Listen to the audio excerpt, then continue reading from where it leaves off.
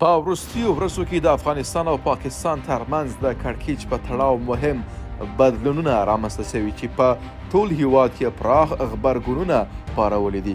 په دې ریپورټ کې غواړو د هوايي مدافعې په دافن د فعالېدو د فرضي ډیورنډ کرښې په اوږدو کې د رد ظلم عملیاتو د جزئیاتو او د دغو پیښو په اړه د خلکو د غبرګونونو په اړه وغږیږو. مخکې له دې چې ریپورټ ته دوام ورکړو، له تاسو څخه هیله کوو چې زموږ د خپلواکې رسنۍ د ملاتړ لپاره د عروج څېړنیزې او خپرندوی ادارې چینل سبسکرایب کړئ، ترڅو تل له تازه بدلونونو او ریپورټونو خبر شئ.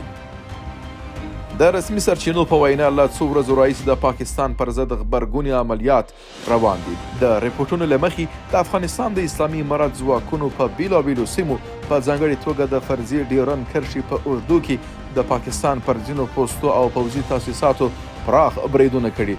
د یادولو وړ ده چې تېره شپه پاکستان هم پر کابل د هوایي برید هوډ درلود، خو له نیکه مرغه په کابل او څو نورو ولایتونو کې د هوایي مدافعې سیسټمونو په فعالېدو سره دا بریدونه شنډ سوي دي. همداراز د پاکستان یو جنګي الوتکه چې د عملیاتو لپاره د افغانستان فضا ته ننوتلې وه په نښه سوي او په جلال آباد کې راغورځېدلې او پیلوټ یې ژوندی نیول سوی دی. په ننګرهار، خوست، پکتیا او په ځانګړي ډول د تورخم په سیمه کې نښتې دوام لري چې ځینې پوځي پوستې نیول سوي او پاکستاني ځواکونو ته ځاني او مالي زیانونه اوښتي دي. ومو غوښتل چې د پاکستان د پوځي دولت ښکاره تیری د خلکو له لیده وڅېړو چې د خلکو له سختو غبرګونونو سره مخ شو. هیوادوالو زموږ د پوښتنې په ځواب کې د افغانستان پر خاوره د پاکستان د وروستیو بریدونو په اړه وویل. تجاوز است برادر، تجاوز است. فقط ما را اجازه بده ملا صاحبا میریم در جنگ. والا کراچی را اعلام میتونم، کاروبار را میریم. یک بچه 10 ساله دارم، ما هم فدای سر افغانستانم. وزیر دفاع ما شما فهمیدی باید یک امر کنه نه کل ما شما افغانستان جوان بچه هستیم فهمیدی فدای سرش خود میکنیم. من میرم اگه یک تا ما شما بمریم فهمیدی شهید شویم 30 تا واره که خود میبریم من از دو دنیا پیش خود یک بم بچسبگی فهمیدی پیش خود بسته کده میتونم رفته میتونم. تو جوان هستیم فهمیدی فدای سر خود میکنیم با این ملک فهمیدی که ما میفهم فهمیدی که بس سر ما این ملک فهمیدی چی میشه جنگا میشه فهمیدی میریم یک سیدانا جوان فهمیدی پشت خود یک چسبگی بسته کنیم اگر یک تو ما شهید 30 تا واره که خود مردار میکنیم. خب ما اول یک گپ برای مردم پاکستان خصوصا برای دولتش میگویم. مردم پاکستان مردم خوب است اما دولتش مردم خراب، دولت خراب است. نه الان خوبه که مثلا جواب دندانشکن میدن، یک عکس عمل در مقابل پاکستان انجام میدن، اینا از وطن خود دفاع میکنن، از ناموس خود دفاع میکنن. الان ما از نیروی امارت اسلامی بسیار راضی هستیم، خوش هستیم از اینا.